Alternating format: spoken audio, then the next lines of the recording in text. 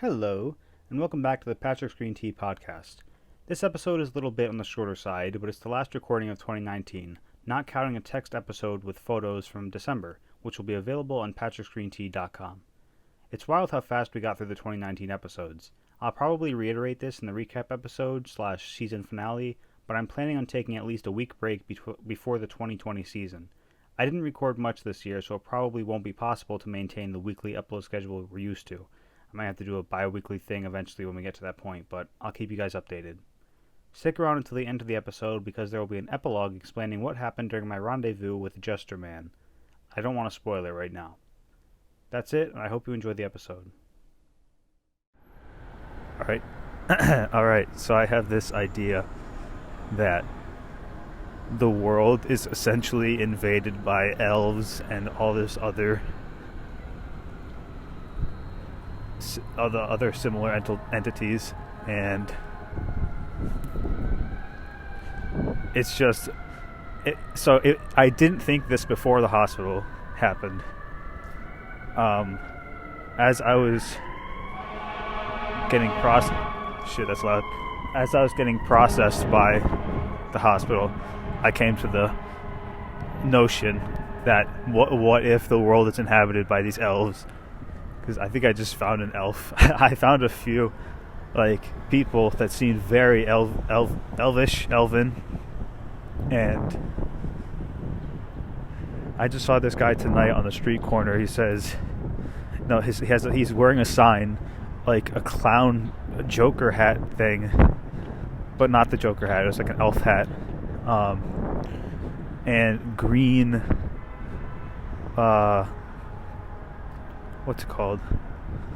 Masquerade mask.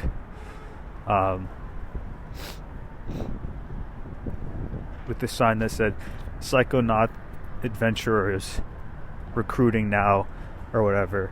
It was like the weirdest fucking sign, especially in this moment where I'm at, where I feel like something big is going to happen really soon in my life, something like trip level big.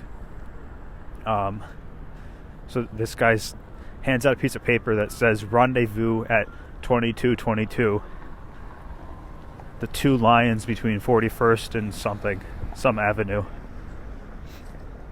And I ended up taking the paper and then putting that event in my calendar. Because what the fuck? The worst he can do is kill me. The most realistic worst thing that he can do is rob me. So I'm going to prepare for the latter. I think he's going to do something weird, probably druggy, hand out drugs. So that means he's probably a cult leader, or he's believed in some weird religion. He could just be doing a scavenger hunt thing Friday night. Fucking sucks. I have work in the morning. The worst thing about being a film major is the work on the weekends. It's such a weird concept that shouldn't have entered into the film mentality. And that's the thing. The film world is so work oriented and so abused work wise. I don't know how they're the people laboring in that industry don't have normal working hours. They opt for 12-hour days. Repeated 12-hour days, or longer usually, where there's no downtime to actually rest and just fucking sleep, go home, commute, eat, all that shit. It's all out the window in the film world, and that's what I really don't like about it. And I hate how normal that is, and how abnormal it is to have a life outside of the career. That's just stupid. I don't know if all art is like that, but film is just, you're locked in for 12 hours on the set with a crew and everything, and it's so weird. It's such an artificial way of being, and being with people, just working. And usually you're not the director 100,000 times out of 10. You won't be the director. You'll be some other person involved. And it's you're spending all this time on projects that aren't even yours. that no one you care about will see, that won't have any signature of you, besides, like, that would impact people outside of your immediate friend group. There's a lot to hate about film. I don't think there's a lot to love. Ugh. Sniffles. So yeah, that's what's on my mind. I didn't intend to do a full episode. I just wanted to rant about those things and tell people that this might be my last podcast. I might die by the end of the night. Yeah, this Psychonaut adventure thing, it's super fucking interesting. That's the problem. Like, as I was reading it and it was coming into like form in my head as to what the fuck it was, like, it was, every single step was perfect and like perfectly suited me and was so relevant to me that it felt so profound, and that's kind of scary. I don't know, maybe I shouldn't have said it's kind of scary. It's not. And the guy's gone. Amazing.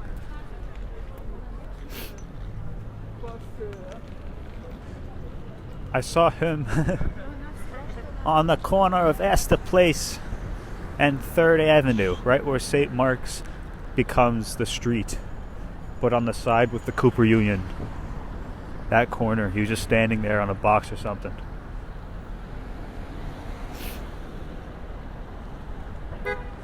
Alright, I'm gonna go. Peace. I think I might get high again later tonight, just for that. I don't know. What if he does hand out drugs? What am I really gonna do? Realistically, I would keep them. But not even like joking. Like, I think I would, just for the safety and also the stupid fucking weekend job.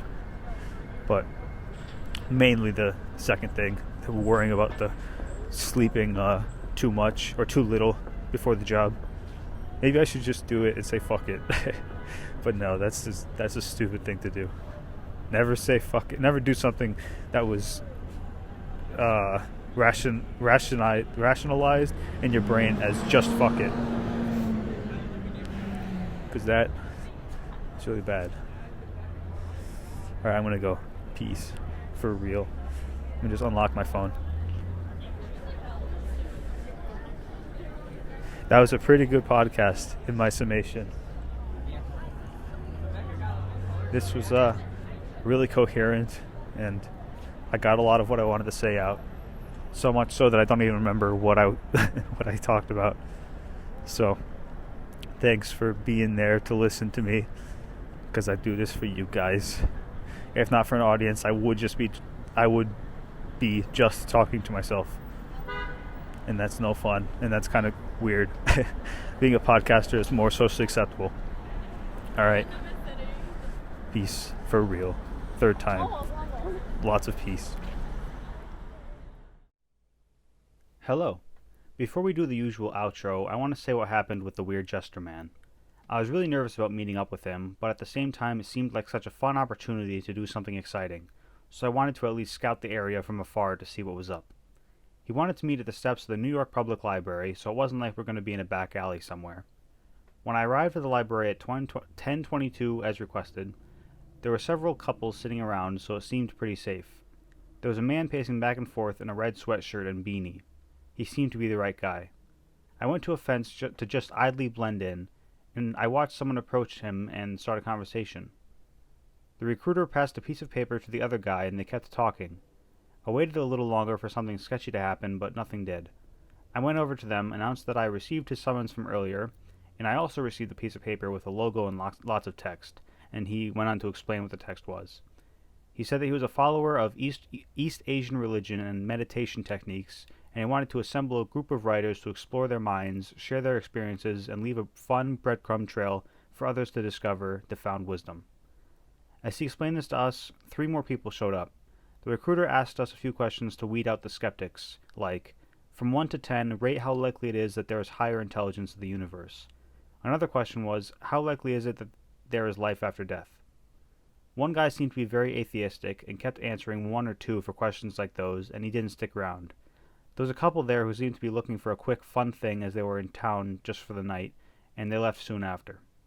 The first guy walked up to the recruiter and I stayed and later traded some emails to send in our applications. I ended up being recruited, but there were less than 5 people who applied, so I don't think it was very hard. The first few months, we got emails from the recruiter, but I haven't heard from him since. The expectation for us was to keep a captain's log journal each month to document our Psychonaut adventures, but I barely kept up with that. I quickly realized how little I actually put conscious effort into things like meditation. The global pandemic and huge course loads also distracted me too.